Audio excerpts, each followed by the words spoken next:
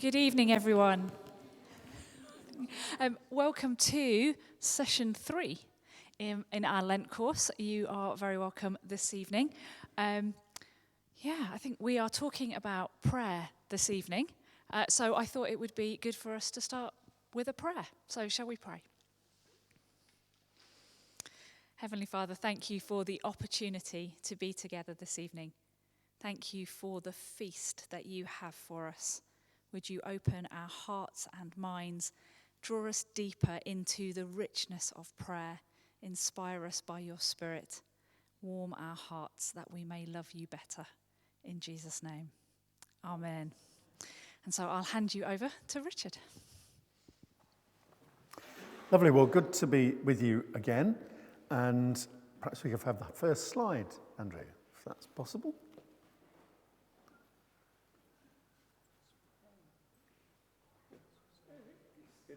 It'll come. They do in the end.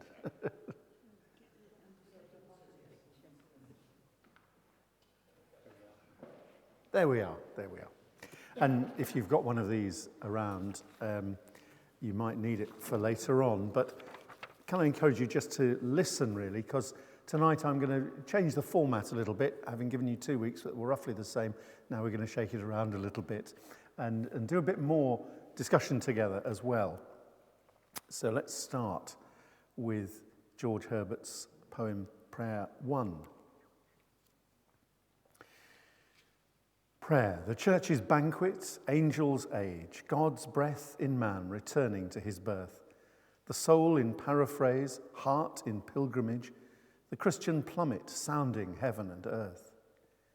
Engine against the Almighty, sinner's tower, reversed thunder, Christ's side-piercing spear, the 6 days' world transposing in an hour, a kind of tune which all things hear and fear. Softness and peace and joy and love and bliss, exalted manna, gladness of the best, heaven in ordinary, man well dressed, the Milky Way, the bird of paradise.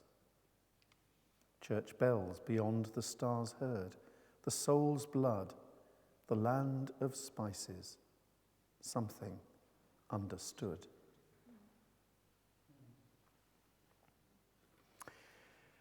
I'd be interested to know how many people had come across that before we started doing this for Lent. So can you wave a hand if you've come across it before? Yeah.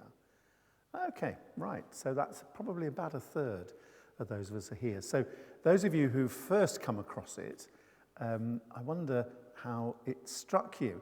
I can vividly remember first encountering this poem because I was at school, sixth form. Within our school, which wasn't a particularly big one, there was a sort of, once you got to the sixth form, there were particular roles that people fitted into. And I was very involved in drama and all that, and had the lead role in the school play and all that, and really thought I was pretty fantastic, and had an excellent English teacher who clearly thought that I needed taking down a peg or two. So simply in a lesson one day, kind of threw me this poem and said, "Cooke, read that out loud." So I did. I'd never seen it before, and I can remember the disorientating experience of reading through and looking for the verb. Where was it going to be? Just couldn't find it. And it was an extraordinary experience, really, to come across it in that way, because it is an extraordinary and unusual poem, really. It just piles up images in an astonishing way, and without any connecting verb there. And it's brilliantly inventive. 26 images, I think. People count them differently, but something like 26 images in 14 lines probably should be in the Guinness Book of Records, I should think, if there is any such thing these days. So, perhaps we can have the next bit of the slide, Andrew. Oh.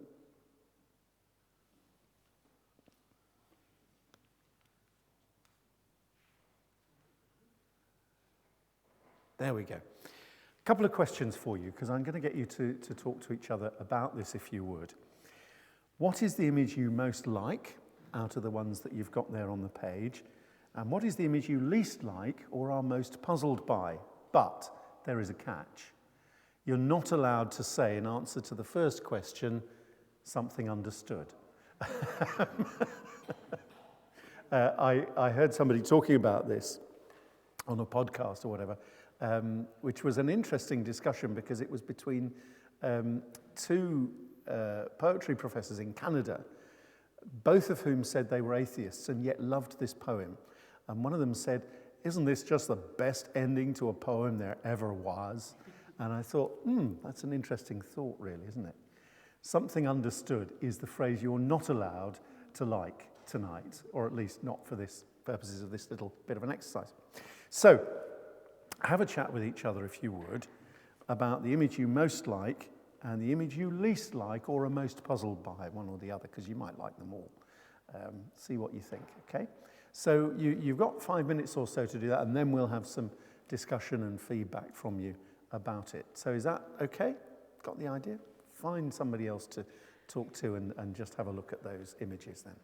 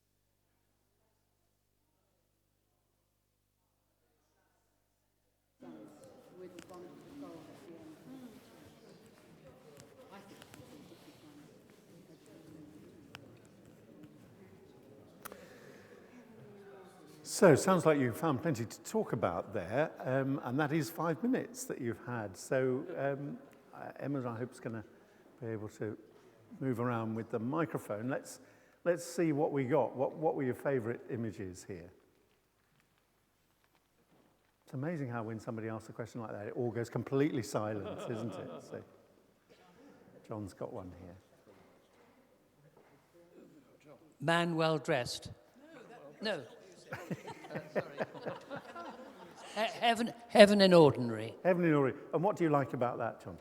It's God in all things, God everywhere.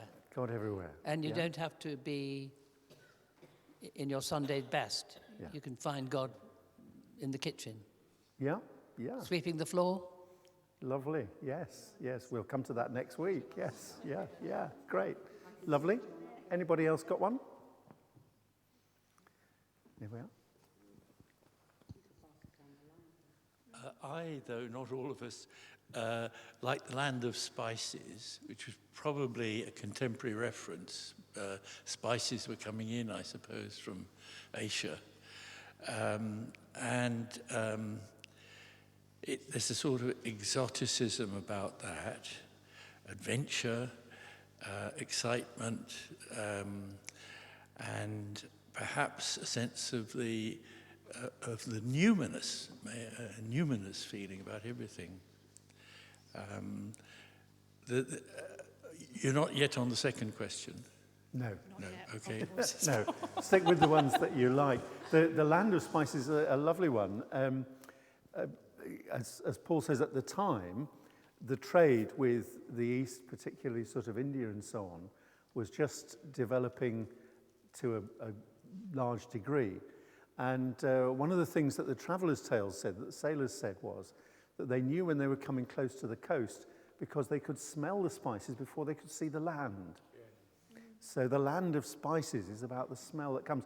A little bit more prosaically, the town I grew up in, down in Kent, we had the wonderful prospect of having the Courage Brewery next to the Sharp Sweet Factory. And when the wind was blowing in a certain direction and the smell from the hops being malted and the very sweet smell of the sweets being made blended together, you could smell that miles away as well, without necessarily seeing the whole thing. So it's an interesting image, that one. Somebody else. Yeah, got one. I and someone else in our group like God's breath in man returning to his birth. And I think what that evokes for me is the sense that the reminder that God breathed his breath, breathed life into me or into everybody, but with God's breath. And that in prayer I am breathing my little bit of breath back towards God, so it's relational. And towards, towards his birth, so there's a nuance of new life in me that can come about from that. Yeah, lovely. Thank you very much. That's great. There we are. James got on here. Following on from that, soul in paraphrase, heart in pilgrimage. The idea that whilst you're praying, your soul is put in this form, this paraphrased form, and the heart is in a pilgrimage. You become, the prayer lifts you and transports you. It's wonderful. Yeah. Can you tell us a bit more about what you think the soul in paraphrase means, James? Because that's one of the phrases that I think people argue about most, really. So okay, I'm intrigued to know what it says to you. For me, I mean, a paraphrase is when you put something in a different form. So it's an expression of your soul. The prayer is a paraphrase of your actual soul. Right. So that's what I read in that. Yeah. And the heart in pilgrimage links with that. Mm. Great, thank okay. you. That's lovely. Yeah. Anyone else able to share something? Yes, over there. I quite like the line, softness and peace and joy and love and bliss. Tell us a bit more why.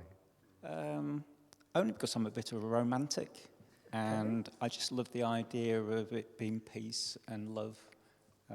It just seems to be a lovely phrase. Yeah. And those are more abstract images, actually, aren't they, than the rest, which are all quite concrete. So they make an interesting contrast. Yeah, thank you. Yep. Anyone else? Yep, we've got one over here again. Well, those who totally Trinity will know me will know I'm always difficult. And I think what I like about this poem, and it's been my favourite of the three we've done so far, is that I probably would like a different phrase every day. Yeah. So one day, a previous vicar here asked me what my favourite food was in one of those, let's get to know the group. And I said, I don't have a favourite food because I vary from day to day. Yeah. And if I'm in a bad mood, perhaps I want something more strident, more attacking. But if I'm in a mellow mood, perhaps I want another line. And actually, I'm allowed to say it, I do like the phrase something understood, because every Sunday morning I set my alarm to listen to a radio programme called Something Understood. Yes. Because it explores different aspects that you wouldn't normally think of. Every week you go through three or different musical phases, poems, and that to me is what this, perhaps he based it on this, I don't know. I think so, yes. Yeah. Thank you. Yeah. There's always someone who doesn't obey the rules, yes. Yeah. Just making me run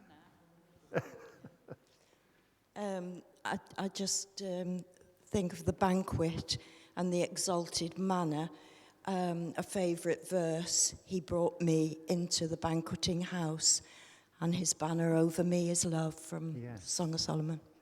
Thank you, which we mentioned, I think, when we were looking at Love 3, the first evening, wasn't it? Love bade me welcome, which of course is about sitting down to eat at the end, yeah. Anyone else able to say something? Yeah. I think I like the fact that I could write this poem, but I would write it very differently because I'm who I am, and Sarah next to me would write it very differently because she's who she is, and we would all write a different list, and that everything in the end comes from God. Yeah. It doesn't matter whether it's the land of spice or the bird of paradise or the words or the manna. It all has one divine root. Yeah, that sounds good. But was there one particular image tonight that jumped out at you? I did actually like the idea of the Milky Way and the bird of paradise sort of put together. Yeah. It just sort of was just a really beautiful image, the two together. Yeah, thank you. Good. Here we are. We've got one here. We're just making you add to your steps. That's what it is, Emma. Yeah. Well, being like Jane, something of a contrarian, I was very tempted also to say something understood, but I expected Jane to pick up on something completely different. I rather like the bit about the engine against the Almighty and the sinner's tower, the Tower of Babel. There's a vote for you over there. Yeah, good, excellent. The idea that prayer is not the sort of gentle Jesus, meek and mild stuff all the time. There is a lot, as obviously George Herbert knew in his own life, there's a lot of struggle, there's a lot of contest, there's a lot of questioning. And without it, something huge is missing. Okay, thank you. Any more for any more? No. Okay. Well, let's keep going then. Thank you for that. I mean, that's quite a rich discussion to have, isn't it? And I think one of the extraordinary things about this poem is that in 14 lines there is so much packed in that you could have a look at. Malcolm Guite, who you might know, poet and writer who's a chaplain in a college in Cambridge. I think this was a pandemic project of his. Managed to write, I think it is a sonnet on every half line of this. So there's a whole sequence of them. If you look for hymn on the, if you're interested in them. I think it's called After Prayer, and I think the whole thing is actually available on the internet. So if you like to look at that kind of stuff, you might want to have a look at that. There's also quite a nice little book. I should have had a picture of it here so you could see what it was, by somebody called Dennis Lennon, called Turning the Diamond, where he also takes each phrase of this poem and talks about it in a separate chapter. His focus is more on prayer than it is on the poem, if you see what I mean. But it's still something that if you like the poem and you like following through some stuff about it, then you might find that an interesting thing to look at too. So once you start digging into it and mining it, you can discover all sorts of things there. Now, the dislike and the puzzles we're going to come back to in a minute or two. So I haven't forgotten them, but we will come back to that.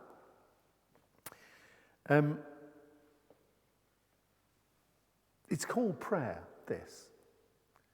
But it seems to be about how do you define prayer? What actually is prayer? And that is one of those questions that kind of echoes around in churches, and in fact has done really for pretty well all of the Christian centuries, I think. It was a particularly current one in George Herbert's time that we were exploring a little bit more last week, that kind of Renaissance Reformation time, when the whole idea of what Christian faith really was, what its content was, how you should practice it, was up for grabs. So what is prayer became quite an important question for people. In Queen Elizabeth's time, there was a limited number of preachers. You had to be licensed as a preacher as well as being ordained. The reason for this really was that, of course, the large proportion of the clergy that they'd got had started out as Roman Catholic priests. And so the government did not always trust clergy in terms of what to say, and perhaps they still don't. But at the time, of course, everybody was expected to come to church. Therefore, the person in the pulpit was pretty much the only means of mass media that there was in most communities. So licensed preachers were limited. In fact, Queen Elizabeth was recorded as saying that she thought a maximum of 4 in every county was quite enough. Thank you very much. She also preferred only to hear 2 or 3 sermons a year. You might know how she felt. In order to deal with this, they issued a book of homilies. In fact, two or three books of those, which were sermons that then the clergy could read out because they knew then that they were saying the right thing. And there are 3 sermons on prayer. The first is about the necessity and the force of prayer, but the second one gets into the question of what is prayer. And it says, that the truth hereof may appear better, even unto them that be most simple and unlearned, let us consider what prayer is. St. Augustine, that's Augustine of Hippo that we've looked at once or twice already, St. Augustine calleth it a lifting up of the mind to God, that is to say, an humble and lowly pouring out of the heart to God. A lifting up of the mind to God, that is to say, an humble and lowly pouring out of the heart to God. And then it continues, true prayer doth consist not so much in the outward sound and voice of words, as in the inward groaning and crying of the heart to God. There's an interesting emphasis there, isn't there, in saying that it's actually what's going on inside that matters more than the form of prayers that you use and all of that. And that's official teaching of the church as it still was in George Herbert's time when the books of homilies were still being used. So, unlike the 2 poems we've looked at so far on these Wednesday evenings, Love Bade Me Welcome and The Collar, which have both really been about God taking the initiative with us, this poem has a different dynamic, doesn't it? And I think in many ways that shift in dynamic you can see happening with the word banquet there in the middle of the first line. John Drury, whose book Music at Midnight you might have come across, that's about George Herbert, his poems and his life, points out that while the conventional meaning of a banquet is a great feast, that's what we'd think it means, that might not be what George Herbert means here. In fact, in Herbert's day, a feast was called just that, a feast, generally speaking. The word banquet, though it did sometimes mean feast and increasingly came into that meaning as it has today, was often applied in the 16th and early 17th century to something light that was served between meals or courses, usually sweetmeats or the like, something like that. You might think of its equivalent today as something that cleanses the palate, fruit or sorbet that might follow the main courses. So the church's banquet, that phrase, suggests that prayer maybe is something like that refreshing but slighter part of a meal. In a communion service, if you think about it, the prayers, the banquet, would be between the two big main courses of the word on the one hand and sacrament on the other, in both of which God takes the initiative and speaks to us and feeds us. But in prayer, the kind of interlude, we respond back. So maybe this word is implying that sense of relationship that you were talking about just now, that idea that this is about relationship between human beings and God. In morning or evening prayer, then you would find that the prayers would split up the readings and the sermon, or be after the main course of both that you would get, in the expectation that it would be God communicating with you through both the readings that you've got and also then the sermon. The intercessions are usually placed, as you know, before the sermon in those offices. So that's quite an intriguing thought, that the idea of the church's banquet is that it's the kind of interlude course between God's initiative to us and it's our initiative of speaking to God. I'm not completely sold on that, and I suspect that George Herbert, in the way that he often does, may be simply being ambiguous here. It could mean a feast, it could mean that kind of interlude meal as well. But either way, it gives us, I think, a bit of a clue to this poem because it's about human initiative. It's the church's banquet, not God's banquet. God's banquet is probably the Eucharist, isn't it? But here the church's banquet is the bit that we're talking about. So where our first couple of poems that we looked at in previous weeks were about God speaking to us, this one is about us speaking to God. Though, of course, there's a little reminder at the beginning of the poem that as we do so, we join in with the praise and prayer of heaven, the angel's age. So if the first two poems have an up to down, descending kind of dynamic, this one has a down to up, ascending one. Different dynamic altogether. And both in this poem and in that definition that you get from the Book of Homilies, I think it's not about which words or forms, how or when to pray, it's about attitude and demeanour. A lifting up of the mind to God, that is to say, and humble and lowly pouring out of the heart to God, as Augustine put it. But this poem starts with the church's banquet. It's about corporate prayer. And I wonder how often that's the first way we think about prayer. As children of the Reformation, actually, I think we often think of prayer usually, first of all, in individual terms. But it seems to me that Herbert, coming from a slightly different age, actually sees that corporate prayer might be the thing that you celebrate, the place that you start from.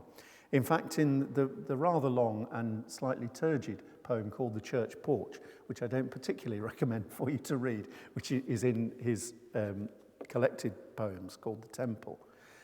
In The Church Porch, there are some lovely phrases, and one of those is, "Pray with the most, for where most pray is heaven."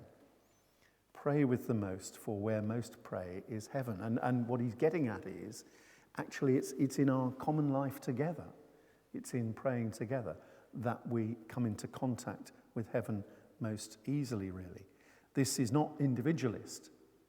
And of course, that prayer of the church is also linked with angels and archangels and all the company of heaven, as we say in the Eucharistic prayers. That sense that you're never really on your own when you pray, even if it's just you, because you've got the great company of heaven all around you as well, echoing what you're saying. Before we get into more detail with the poem, though, let's have a little think about where might this have come from, this talking about prayer for George Herbert. And perhaps we could have the next slide, which should be a rather dramatic picture of... I've got a screen down here I can look at instead. There we are. This is George Herbert's mum, Magdalene Herbert. I think I mentioned her the first evening, and I'm dying to read a really good biography of her because there is none, and she's an absolutely fascinating person. I could go on about her for ages. I've slightly fallen in love with her, which is fine because, you know, she died in 1627, so it's probably not too dangerous. But but she amongst many other things, many other accomplishments, she brought up 10 children to adulthood. All of her children grew to adulthood, which was extremely unusual at the time. And she was also renowned as a great beauty who kept her beauty as well, but also was highly intelligent and talked on completely equal terms with some of the most extraordinary male minds of the time as well. So well worth finding out a bit more about, I think. One of her close friends, and then friend of most of her children as well, was John Donne, the poet, who then became the Dean of St. Paul's as well. And he preached a sermon in 1627, which was at a memorial service for Magdalene Herbert. And it's most of it is fairly hard to read, 17th century stuff. But there is a wonderful passage in it that gives you a real feel of what Magdalene was like. And actually, if we could just have her slide back up again for a moment, just have a look at her as you hear the voice of John Donne talking about this.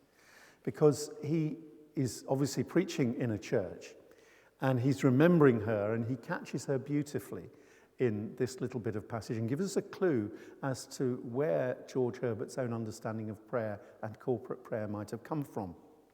As she came to this place, God's house of prayer, duly, not only every Sabbath, when it is the house of other exercises, as well as of prayer, but even in those weekdays, when it was only a house of prayer, as often as these doors were opened for a holy convocation, as she ever hastened her family and her company hither, with that cheerful provocation, for God's sake, let's go. For God's sake, let's be there for the confession. So herself with her whole family did every Sabbath shut up the day at night with a cheerful singing of psalms. This act of cheerfulness was still the last act of that family united in itself and with God. And if you've ever tried to get a gaggle of children ready for church, you know what she meant by that phrase. For God's sake, let's go. For God's sake, let's be there at the confession, which of course is where morning and evening prayer start. That's what she's trying to do. And it's just one of those moments in that sermon, I think, where suddenly the personality comes through. And he emphasizes her cheerfulness. Cheerfulness is more than just sort of being bright and chirpy in the 17th century. It's also, that phrase, be of good cheer. Somebody who is positive. He talks about her accomplishments and how she values witty conversation and so on, but always at heart is her serious Christian faith as well. And it's a lovely little portrait of her and really kind of, in a sense, brings something of her character to life. But for George Herbert growing up in that house, thanks for the slide, that's great. For George Herbert growing up in that house with a mother who was keen to get the children to go to the local church, they lived very close to Charing Cross for most of his sort of slightly older childhood. I think he was 7 or 8 when they moved there. That was his experience. And then he went to Westminster School, first of all as a day boy, just down the road, and then as a boarder as well, and of course was involved with all the daily services of the Abbey, which was still going on, now secularized, no monks anymore, but nevertheless still that worship being sung morning and evening. So it's corporate prayer that must have actually formed George Herbert's first experiences of prayer, I think. George had a close relationship with Magdalene, his mother. In 1609, age 16, he wrote a couple of sonnets which he sent to her, according to Isaac Walton, his biographer. And these were sonnets, of course, which is the form that we've got here in this poem, Prayer 1. And those sonnets, which are definitely sort of teenage exercises, nevertheless committed him to writing poetry on religious themes and asked God, "Doth poetry wear Venus livery? Will not a verse run smooth that bears thy name?" And it's thought that there's perhaps not a coincidence that that was written in 1609, which is the year that Shakespeare's 150 sonnets were published.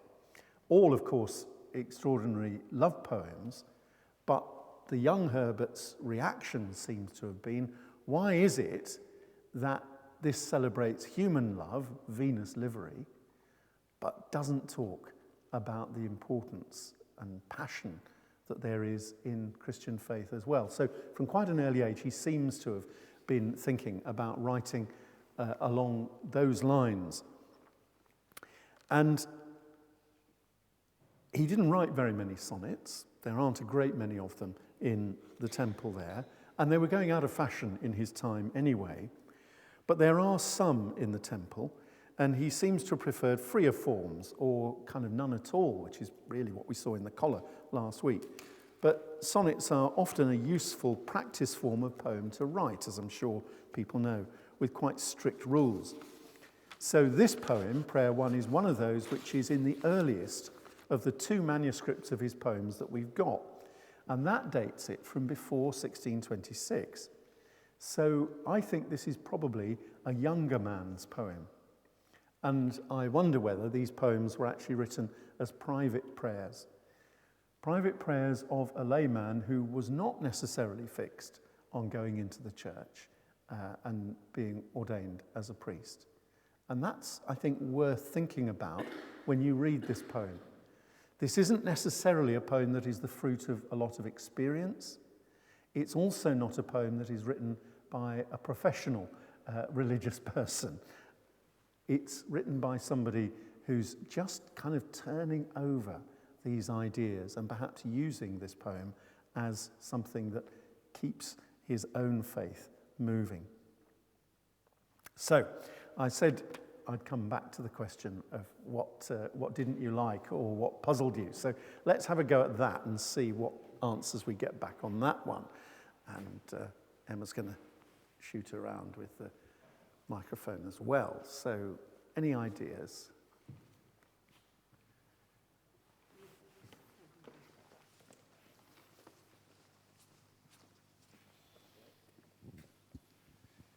One of the most compressed images, and therefore puzzling, is angel's age. It may be that there was an assonance that led him to that phrase, but he was obviously pleased with it because he stuck it in. And what do we reckon it means? I guess it measures the time of the creation, cosmic creation, but God's breath in man returning to his birth as well. Presumably the first creatures are angels, and with them is born the function of relationship and communication and revelation. So without that separation, that gap in time is of course created in creation. You enter the era of time, as it were, and I think that prayer goes back to that first moment when there was distance and therefore communication and therefore relationality and prayer. But it's certainly difficult to get hold of. But asked and answered very well, thank you. That's good. Did you want to come in on that one? You better take the mic. Just to point that in my edition, the apostrophe comes after the S, in fact, not before it. So, which, I don't know, gives a slightly different sort of nuance to the... Yes, are the angels plural or not? That's an interesting thought, isn't it? And in fact, in the original, there's no apostrophe at all. So which just makes the point I was saying the other day about 17th century punctuation, really, isn't it? So you can put it wherever you want, really. But angel's age, yeah, anybody else concerned about that one? Puzzled about it? Yeah, one or two over here. I mean, I think it is perhaps that sense of realizing that you're kind of, when you pray, you're on heavenly time rather than earthly time. Something like that. It's that entering into, collapsing the gap between our age and the angel's age. But angel's age itself is one of those paradoxical terms, because of course angels inhabit eternity. So how can they have an age? It's you kind of do wonder whether a lot of these phrases are just there to get you to start scratching your head. But also because that then takes you deeper into the question of what are we doing when we pray? Is it an age, or how does that work? So I don't think these things necessarily have answers to them, but I suspect that they might be there to encourage a deeper engagement. So yeah. Anyway, any others that you didn't like or that you were puzzled by? There we are. Yes, we were looking at reversed thunder. So not really knowing what that meant. We were perambulating around it. If thunder is anger, is the anger returned, or is it reversed into love? Yeah. So is anger responded to by love rather than anger returned? I don't know. There's an interesting bit in that we've got going on here with the Christian plummet and then reversed thunder as well, which are like mirror images, I think. I mean, one of the image I love, doubt anybody else went for this, was the Christian plummet sounding heaven and earth. Is that right? Yes, Christian plummet sounding heaven and earth. Because a plummet, as I'm sure you know, is the plumb line that a sailor uses. And George Herbert's youngest brother was actually a sea captain and was active during this time. So, you guess that he's had the opportunity to talk to him if he hasn't already come across the idea. And of course, you feed out this lead, the plummet, till you touch the bottom, so that you find out just how far down it is. And sometimes it's many, many fathoms, really. This image reverses that, and it's the idea is you're throwing it up. How far away is heaven until you reach and get in contact with it being there? And reversed thunder is also an upside-down image, isn't it? That we're used to hearing thunder from the sky, hearing thunder from heaven. But the violence, actually, of the prayer that's being talked about there seems to be something that is kind of exploding from earth back up to heaven. That kind of thing is going on there. And we'll perhaps have a look at that more violent bit in a minute or two. But an interesting phrase, yeah. Okay, any others? Oh, we've got one over here. Where are you going to go? Choices. You did wave, right, Greg? Yeah, just a bit of a puzzle, really.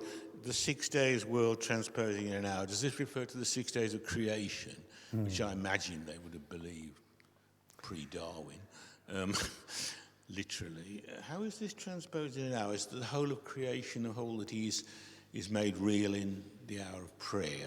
Perhaps you could explain that to me. Yeah, I mean, again, I think you're beginning to answer your own question there. I mean, there are different thoughts as to what this might be. The 6 days world transposing, I mean, for me, which is not a definitive answer at all, for me, it's perhaps talking about the fact that an hour of prayer, and I think, again, he's probably talking about corporate prayer again here, transposes, it changes the perspective or changes the key in which you understand the whole of the rest of the week, the 6 days world. So but there's also something going on because we've got in the next line you've got a kind of tune, which all things hear and fear, as if it's the tune that you hear. Prayer is the tune that you hear that then transposes the music that you hear of the 6 days world, if you see what I mean. Because the tune is probably referring, a kind of tune which all things hear and fear, is probably alluding to that idea that the planets, as they're moving around, are making sound, they're making music, the idea that's sometimes called the music of the spheres. And so as you pray, are you linking in with that kind of heavenly music, if you like, which then means that you see or hear the world in a different kind of way?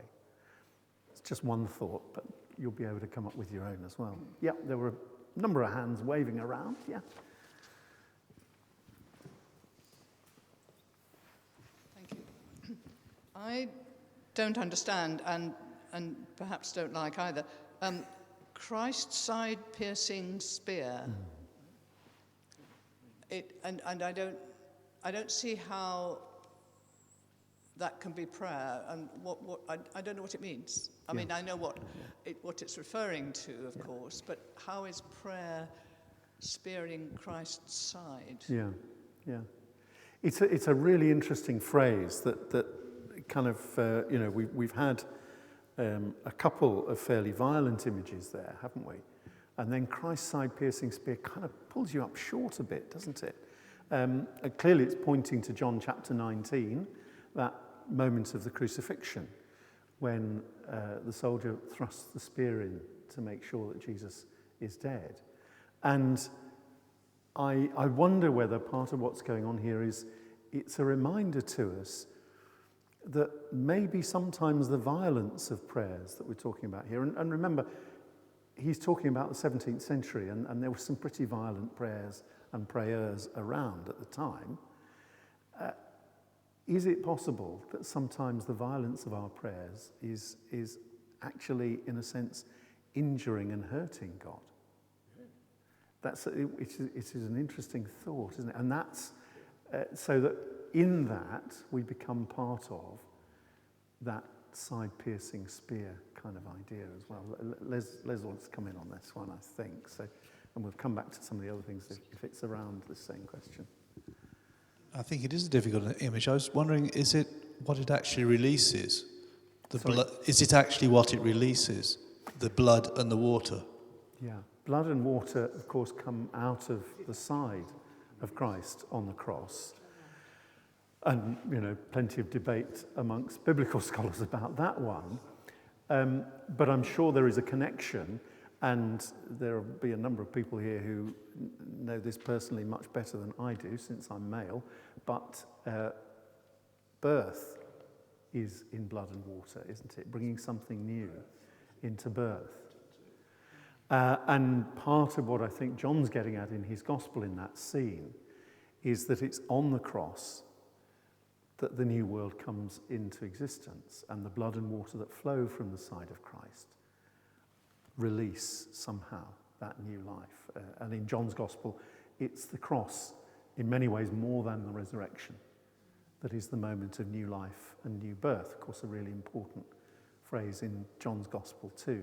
But if I'm not careful, I shall end up doing my biblical scholar stuff, which is not what I'm meant to be doing tonight. So, yeah.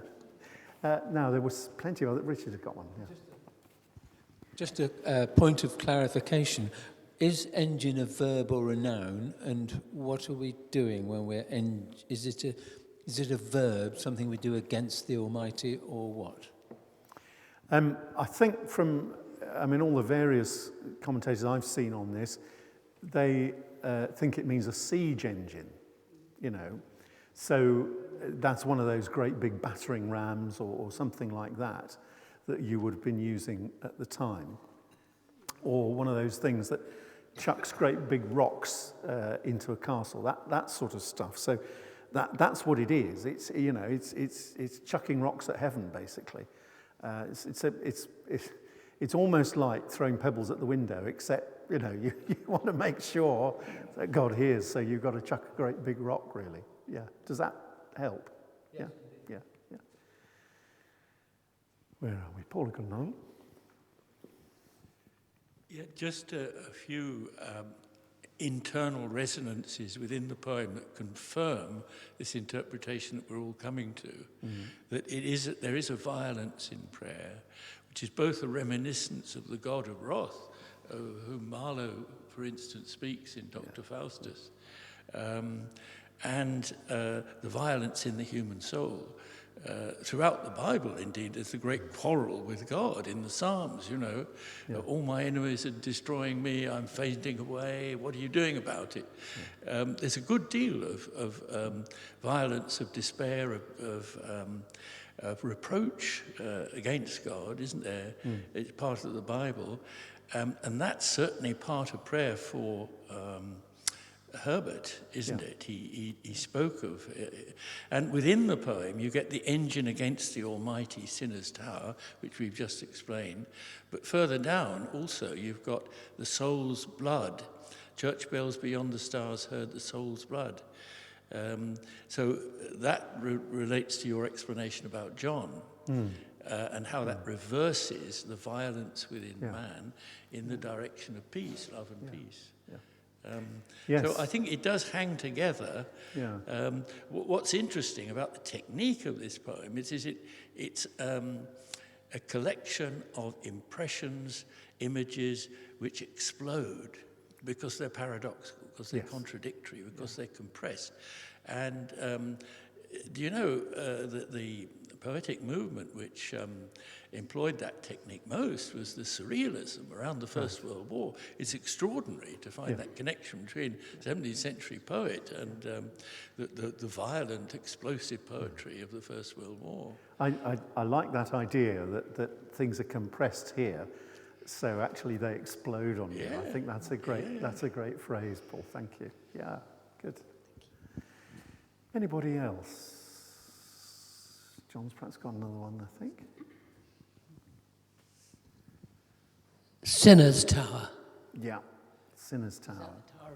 Tower of Babel.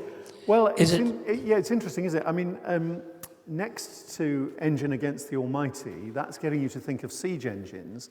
So, another way of besieging a castle is you build a tower on wheels, and you get in that way. So it could be that, but there also does seem to be something about the Tower of Babel, and that then makes you think, oh, but hang on, yes, that was really about communicating with heaven, wasn't it, if you go back to the book of Genesis. So I do think there's something here about prayer sometimes being misguided, and that's what he's kind of alluding to in this section of the poem, really. So it's not all sunny and happy stuff. It's also saying sometimes we get it wrong, and that might be what's behind that Christ-side piercing spear. Our foolish and violent prayers may be attacking God in that sort of way. Something I just wanted to mention about that, and I'm sorry I can't remember the exact poem it comes from, but there's a really fascinating poem, a lovely poem, another one of George Herbert's ones, where he talks about, he's in dialogue with God about the violence that worries so many people about the Old Testament. This isn't a new thing, it's there. And he says, put away your wrath. I mean, fundamentally, my paraphrase is, come on, God, you're better than this.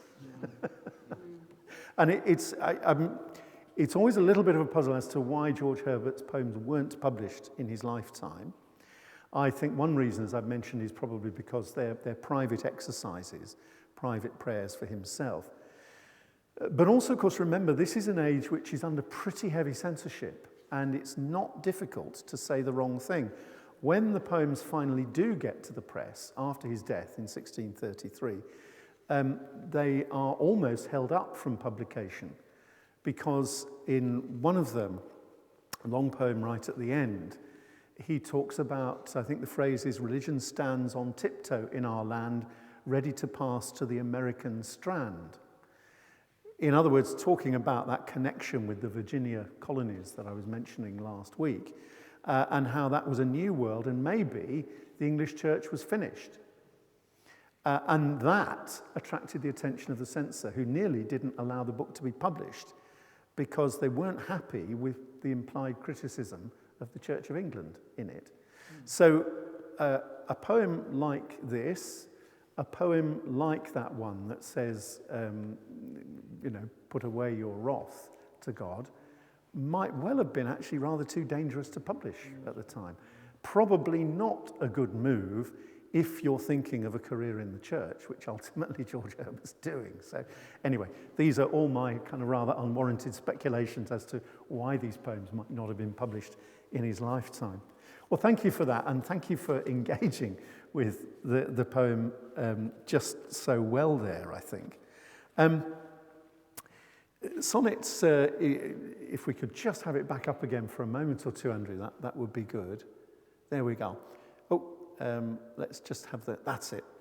You can just about see here that it is, sonnets were traditionally in 3 4-line verses and then a couplet at the end. And when you read this, actually, you do begin to see that I think there are themes around each of those groups of 4 lines. The poem's often not printed in that way, and on the leaflet it's not printed that way either. But I think what you've got here is, as we've already noticed, many of these images reverse the natural order. The breath God has breathed into Adam is breathed out again back up to God. The soul finds words, the paraphrase there, a human heart seeking its heavenly home in pilgrimage. And the Christian plummet, that lead weight on a line, going up to heaven instead of coming down. It's kind of spanning the distance, really, isn't it? So that section, that first 4 lines, seems to be really talking about praise. It's about praise going upwards, really. But then the next set of 4 lines, the kind of second verse, seems to be about intercessory prayer, bombarding God like a siege engine or a cannon, hurling itself at the gate of a castle. That kind of siege tower that sinners can climb to come closer to make heaven hear them, but of course also reminding us that you might be just tipping over into kind of Tower of Babel territory as well, and that your prayer might be going too far at that point. There was a bit of a debate at the time about, just how much you could batter on the gates of heaven. And I guess that for quite a lot of us, actually, certain things have happened to us, certain things have happened around us. You look at the situation at the moment in Gaza and Ukraine and so on, and you kind of want to say, God, why is this going on? Come on, get on with it, get something moving, shift it. And John Donne, again, in one of his sermons on one of the Psalms, said, "Earnest prayer hath the nature of importunity. We press, we importune God in prayer. Yet that puts not God to a morosity, to a frowardness. God flings not away from that. God suffers that importunity and more. Prayer hath the nature of impudency. We threaten God in prayer." As Gregory Nazianzen adventures to express it, he says his sister, in the vehemence of her prayer, would threaten God. She came, says he, to a religious impudency with God and to threaten him that she would never depart from his altar till she had her petition granted. And God suffers this impudency and more. Prayer hath the nature of violence. In the public prayers of the congregation we besiege God, says Tertullian. We take God prisoner and bring God to our conditions. And God is glad to be straitened by us in that siege. It's an interesting thought. It doesn't fit very well with our 21st century spirituality usually, does it? And we might be right, or we might not. As I think Paul said, when you look at the robustness of some of the Psalms, maybe there's something to learn for us there. And yet, I'm not convinced from reading most of George Herbert's poems that he's really behind this, that he really thinks that that level of violence is required. But it's always worth remembering that we don't really know very much about George Herbert, and therefore I think we always tend to make George Herbert in our own image to a certain extent. So it's good perhaps to be challenged by that section. Maybe the point is, as we saw in most of the collar last week, maybe the point is that in prayer it's important to be honest with God. There's no point being anything else, because God sees through you anyway. You're never going to kid him. And perhaps that's what this is really getting at here. You can be honest as you call out to God. And these are actually unsettling images, which imply that we can injure God as well. And there may be something to think about there in terms of what that relationship is like. And yet, as you can see in a poem like The Collar, there is a certain sense in which, however much you protest, actually the everlasting arms are there. That this is a secure relationship and the comforting arms of God are there. The relationship between God and his children is never in doubt in George Herbert's poems, I think.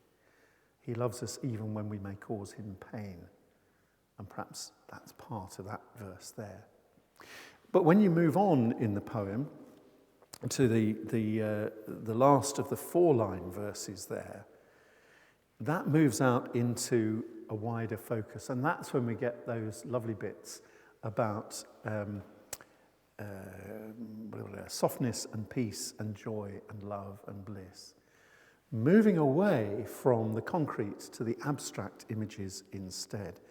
A kind of a wider focus, we float out and above the church or the house where prayers are taking place. And he talks there about the transposing of the ordinary world, about the harmony of the planets, silent to humans but whirring through spaces, which our prayers join. And you might know Dietrich Bonhoeffer, a great German theologian of the Second World War, and how he talks about how the love of God is what he calls the cantus firmus at the base of creation, the single note that underlies the harmony there, which I've always found is a lovely idea. And this appears to be coming quite close to that sense as well. All things can hear this tune if only their hearing were acute enough, and fear it too. Not because it's something that is frightful to us, but because it's majestic and awe-inspiring as the universe. And what seems to be happening is that we've moved from praise through a rather stormy element of intercession, now moving on upwards towards the presence of God, the manifest presence of God, really. And that's where it feels as if in softness, peace, and joy, and love, and bliss, somehow we're beginning to touch the hem of heaven. It's that sense that you might have come across sometimes, just occasionally, of almost reaching out and touching heaven. It's the kind of thing that happens in those places that they talk about as thin places, where it just, you just feel you're on the edge of something that's different. Giving back to God, exalted manna, the daily bread not come down from heaven, but offered back up, exalted to heaven. God gives us our daily bread. We give back to him sustenance in the form of prayer, perhaps. Maybe it's a reference to the Eucharist, exalted manna, exalted, lifted up. And the best form of gladness and joy that there can be. Heaven in working clothes, but humans dressed for a wedding. Well, we're back with allusions to the Gospels and the parables there again, aren't we? The Milky Way was often seen as the pavement that would lead through to heaven, which is a nice image, really, isn't it? And the bird of paradise, I'm interested that nobody picked up on the bird of paradise as the thing that they were puzzled by. The bird of paradise apparently had no legs. Therefore, it was always in flight. So it was always flying around up there. It never needed to come to earth, which is why bird spotters never saw it. And finally, we move into those last two brilliant lines. Church bells beyond the stars heard.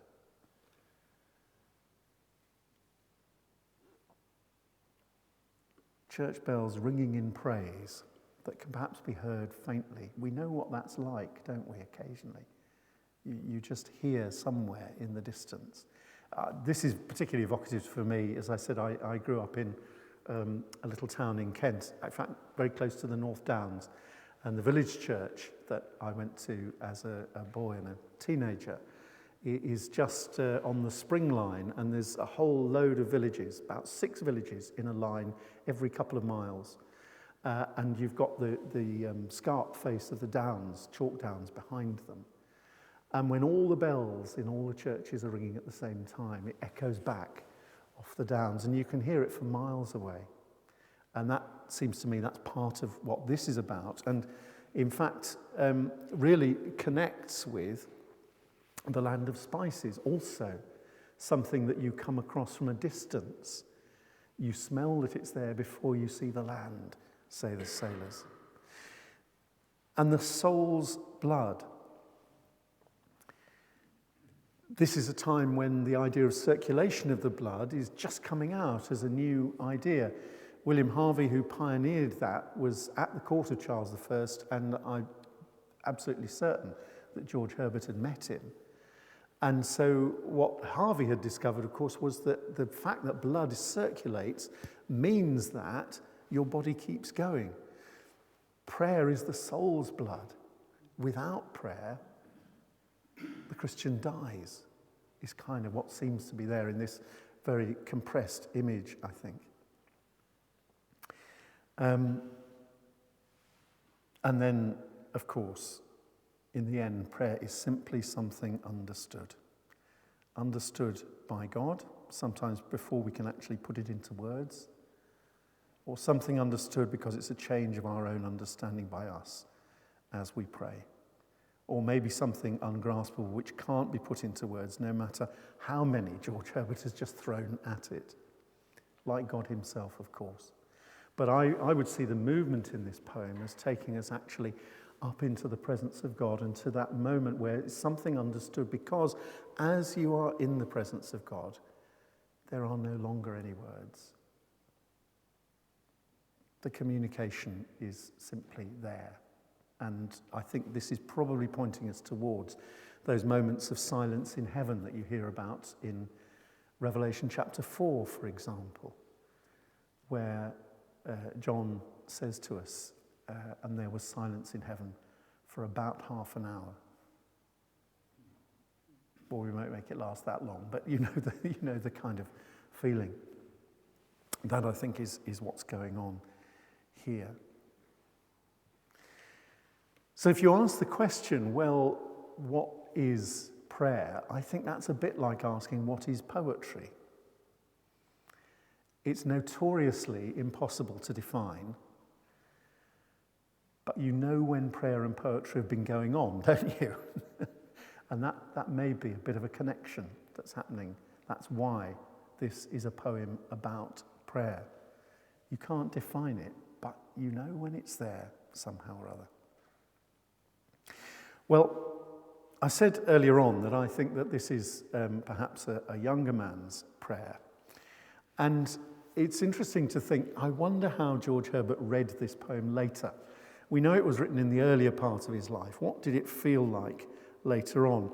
We know him as a poet and priest, but of course he wasn't published in his lifetime. He wasn't a priest until his last years.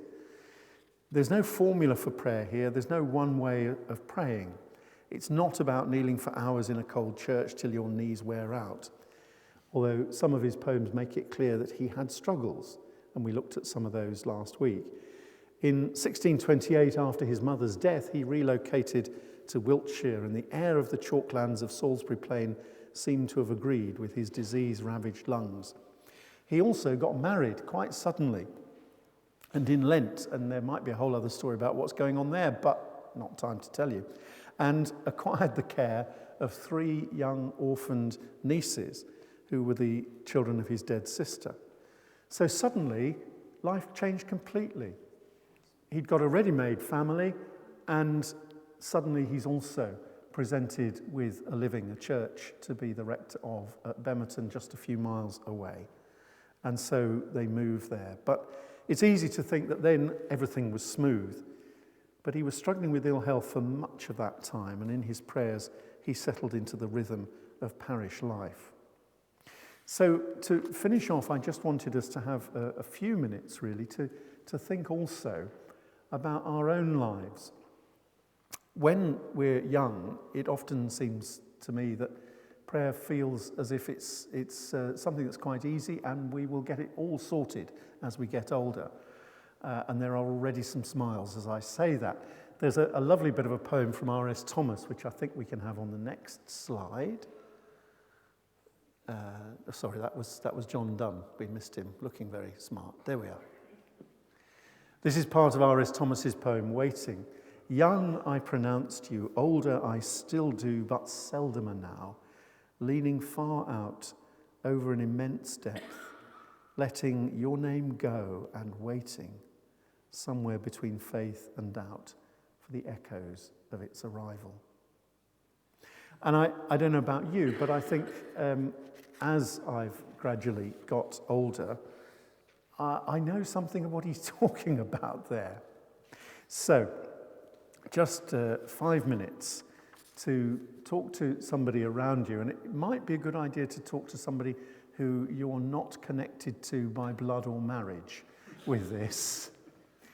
Because what I want you to talk about is, so you've seen all these images. There are lots of different ways of praying. We've talked about what the images are that appeal to you. But what is prayer like for you? What is prayer like for you? It might not exist at all, and that's all right to say. Or it might be something that occasionally happens. You might have some sense of what this poem is getting at. Has it changed over your life? Is it more difficult now?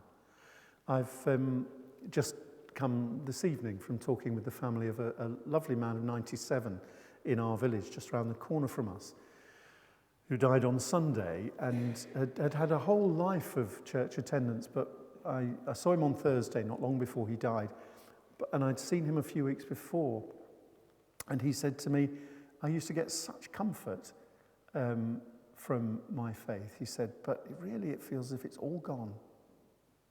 Nothing there. And I said, well, it's all right, Michael, we'll talk about it another time. And of course, there wasn't really the chance to do it. But I was glad that he'd said something about it. And what really struck me was the honesty that there was there. And I sometimes think talking about prayer in the church is a little bit like people talking about their sex lives. We don't do it. We mostly think everybody else knows a lot more about it than we do. So, 5 minutes, that's all. Just fairly open opportunity just to talk for a moment or two. So, you've got something of George Herbert's experience of prayer here. What's your experience, and has it changed? Okay? There will be no feedback on this.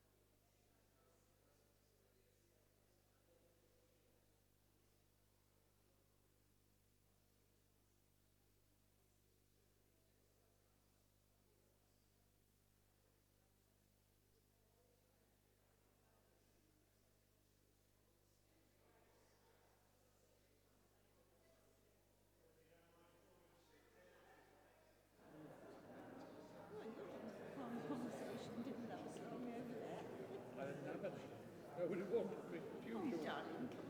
Like Saturday night, nobody wanted me. Nobody wanted to sit next to me.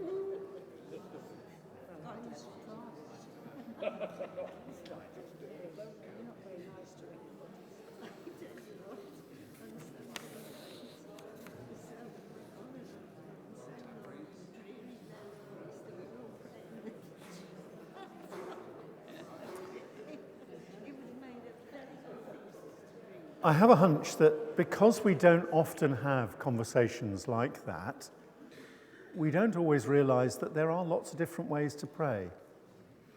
And there's an old spiritual director's phrase, isn't there, about pray as you can, not as you can't. And in more recent years, I think we've become a lot smarter at realizing that we are all made differently. We're all wired up slightly differently. And what is a good way of praying for me may not be a good way of praying for you. Prayer often feels as if it has a gold standard, which is kind of contemplative prayer. One of my best friends is a monk at Murfield, and I kind of look at him and I think, oh gosh, he really got it. And then I talk to him and I say, how is it all? And he said, well, I sit in the chapel and I keep my boredom at bay, he says. And actually, it's a very liberating thing to hear him say that, really. Just a couple of books I was going to recommend, if we could have a slide up there. It's got a picture of 2 books on it. There we are. Paula Gooder, who I'm sure you've come across, super writer. One of her less well-known books is called Everyday God, The Spirit of the Ordinary. One of the things I particularly value about Paula is that her, if you know the Myers-Briggs things, her personality type is the same as mine.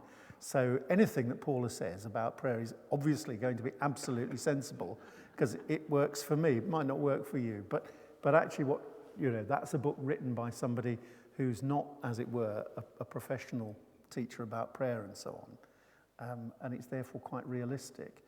The other one is rather American.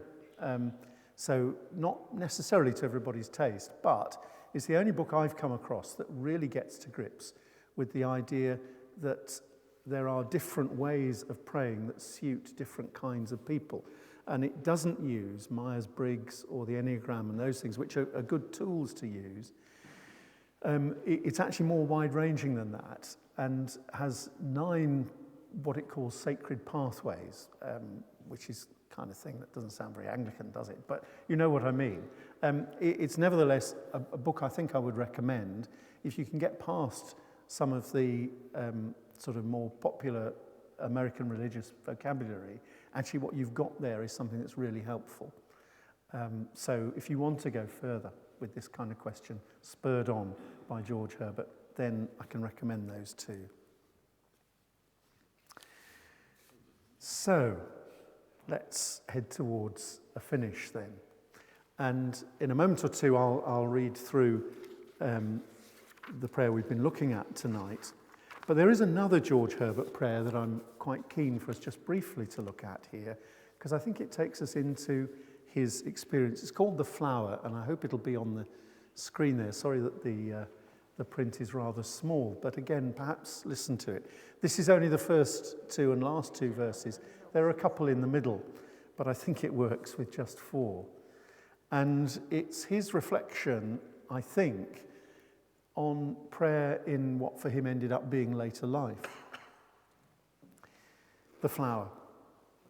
How fresh, O Lord, how sweet and clean are thy returns, even as the flowers in spring, to which beside their own demesne the late past frosts tributes of pleasure bring. Grief melts away like snow in May, as if there were no such cold thing. Who would have thought my shriveled heart could have recovered greenness?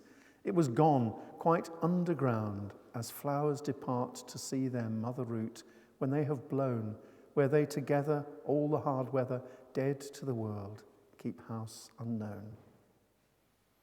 And now in age, I bud again. After so many deaths, I live and write. I once more smell the dew and rain and relish versing. Oh, my only light. It cannot be that I am he on whom thy tempests fell all night.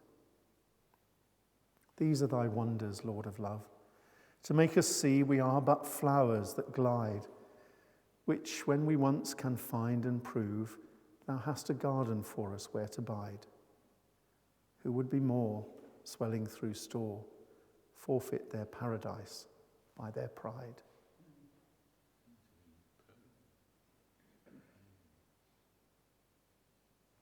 And as we finish, let's listen once more as our kind of closing prayer to that poem prayer that takes us all the way from where we are up through to the gates of heaven.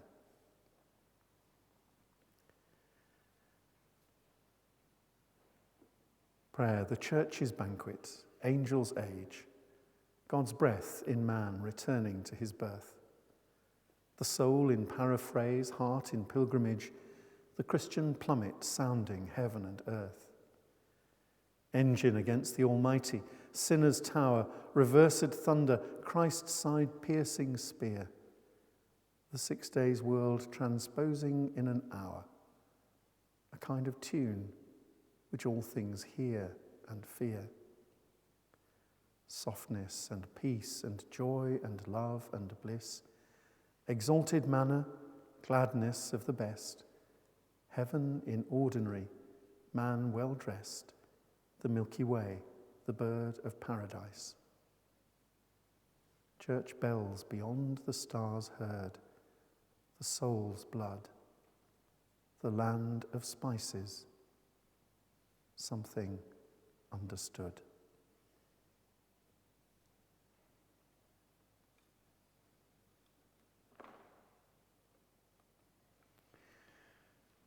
Well, thanks for coming tonight. I've been working you hard tonight, so thank you for responding to that, and look forward to seeing you next week when we're looking at the Elixir, and we call Teach Me My God and King, and we might even do some singing, you never know.